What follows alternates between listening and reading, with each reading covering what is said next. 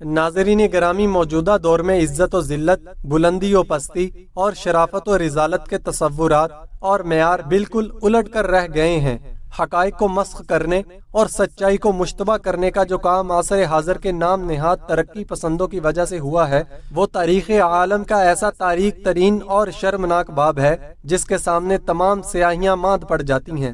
اس کا ایک نمایاں مظہر یہ بھی ہے کہ بے شمار مشرقی مسلم خواتین کا اس وقت یہ تصور اور خیال ہے کہ مغرب میں خواتین کو معاشرے میں نمایاں ترین مقام حاصل ہے، آزادی کی دولت بے بہا میسر ہے، تمام حقوق ملے ہوئے ہیں، تمام شعبہ حیات میں ان کے کارنامے ہیں، ہر مرحلے پر ان کا اہم رول ہے اور زندگی کی تمام نعمتوں اور رونقوں سے مالا مال ہیں۔ مشرقی خواتین کا مغربی خواتین کے بارے میں یہ تصور دراصل مشاہدہ و تجربہ نہیں، بلکہ میڈیا کی فراہم کردہ اطلاعات، خبر رسالوں، منظر کشی اور پروگراموں پر مبنی ہے۔ میڈیا کے ذریعے آزادی نسواں کی پرفریب صدا عرصہ دراز سے لگائی جاتی رہی ہے اور آزادی کے نتیجہ میں حاصل ہونے والے فوائد اور مغربی خواتین کی پرعیش زندگی کے نمونے مختلف شکلوں میں سنائے، دکھائے اور پیش کیے جاتے ہیں۔ مختلف عالمی تنظیموں اور تحریکوں کی طرف سے مساوات، مرد و زن کی صدا بھی لگائی جاتی ہے۔ مقصد یہ ہوتا ہے کہ مسلم خواتین تہذیب مغرب کی تجلیات میں خیرہ ہو کر اسی کی پیرو بن جائیں اور اسلامی اعلیٰ اقتدار و اخلاق سے دستکش ہو جائیں، اپنی مذہبی و تہذیبی ذمہ داریوں سے غافل ہو جائیں، اپنے فطری کاموں اور فرائض کو چھوڑ کر یورپ کی بے حجا بانہ اور عریاں آزادی کے حصول کے لیے پوری طرح سے سرگرم ہو جائیں۔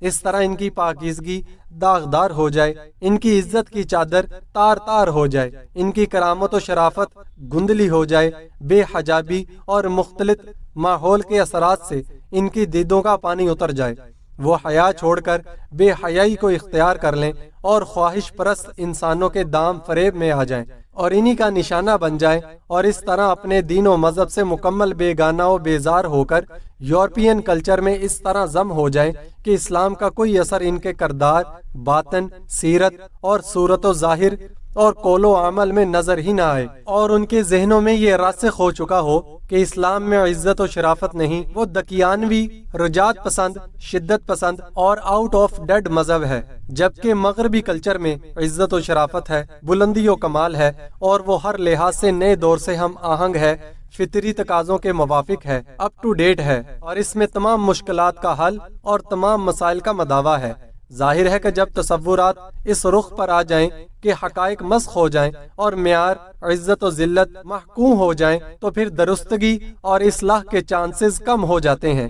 مغربی میڈیا اپنے ان مقاصد میں کافی کامیاب بھی ہوا ہے۔ بے شمار مشرقی گھرانوں میں اس نے شب و خون مارے ہیں۔ کج فکر اور بے حجابانہ آزادی کے طالب اور دین سے محروم افراد اس کا نشانہ بنے ہیں۔ مشرقی خواتین مغربی خواتین کے شانہ بشانہ ہر کام میں شریک ہوئیں، آزادی کی تلاش میں ان کا دامن عصمت تار تار ہوا، وہ نشہ آور اشیاء کی عادی ہوئیں، وہ اخلاق سے عادی ہوئیں، مادی زیب و زینت چمک دمک سے ان کو اپنا اسیر بنایا، اس طرح وہ ذلت اور پستی کی آخری حدوں کو جا پہنچی، اور پھر ان میں بہتوں کو اپنی نادانی کا احساس بھی ہوا اور پھر وہ راہ راست پر آئیں۔ مشہور اسلامی مفکر و اسکالر ڈاکٹر مصطفیٰ سبائی نے اپنی کتاب میں اپنے المناک مشاہدات کا ذکر کرتے ہوئے لکھا ہے کہ میں نے یورپ کا 4 بار دورہ کیا ہے اور ہر بار مجھے سب سے زیادہ دکھ اور رونا اس پر آیا کہ مغربی عورت بڑی حرمہ نصیبی کی زندگی گزار رہی ہے، آزادی کے نام پر اسے رسوا کیا جا رہا ہے، وہ ہر ایک کے لیے نوالہ تر بنی ہوئی ہے، مغربی مرد عورت کی کمزوری کی قیمت وصول کر رہا ہے، اس طرح اسے ہر طرح ذلیل کر رہا ہے، اس کا استحصال ہو رہا ہے، مادی منافع اور جنسی خواہشات کی تکمیل کے لیے عورتیں استعمال کی جا رہی ہیں، cinema, T V, coloured magazine اور نمائشوں، اور ان میں مغربی خواتین کا رول دیکھ کر جو لوگ دھوکہ کھا جاتے ہیں اور اسے آزادی اور بلندی باور کرتے ہیں، در حقیقت وہ بہت کوتاہ میں ہیں۔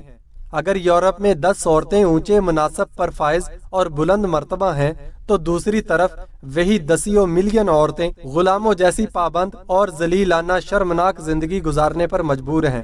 وہاں کے معاشی تنگ حالات نے عورتوں کو مختلف شعبوں میں مختلف سطحوں پر ملازمت اور کام کرنے پر بھی مجبور کر دیا ہے۔ ڈاکٹر سبائی لکھتے ہیں، لڑکی جب 17 سال کی ہو جاتی ہے تو عموماً اس کے باپ اور اہل خانہ اس کے مصارف برداشت کرنے کے پابند نہیں ہوتے، بلکہ اسے خود اپنے لیے کام ڈھونڈنا پڑتا ہے۔ شادی کے بعد اسے اپنے گھر اور بچوں کی کفالت کے لیے شوہر کی طرح ملازمت کرنی پڑتی ہے۔ بڑھاپے میں ناتوائی کے باوجود اسے اپنے گزارا کے لیے کام کرنا پڑتا ہے۔ اس کے بیٹے خواہ کتنے ہی مالدار اور صاحب ثروت کیوں نہ ہوں، اس کا خرچ بالکل نہیں سنبھالتے۔